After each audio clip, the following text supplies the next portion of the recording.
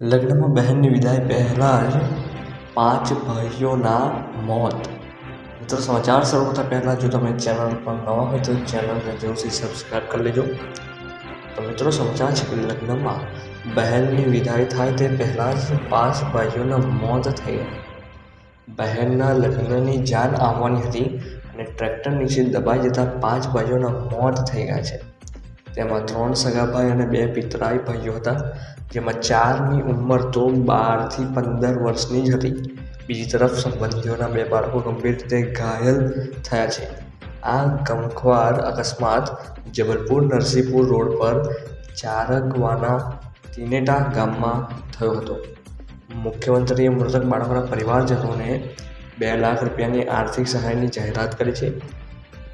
બીજી તરફ વહીવટીતંત્રએ મૃતકોના પરિવારજનોને 50,000 રૂપિયા અને ઘાયલોના પરિવારને 10,000 રૂપિયાની સહાય રકમ આપી છે. તો મિત્રો, આ હતા જબલપુર નરસિંહપુરા રોડ પરનો અકસ્માત. નવા સમાચાર મેળવવા માટે આપણી ચેનલ સાથે જોડાયેલા રહેજો. ધન્યવાદ.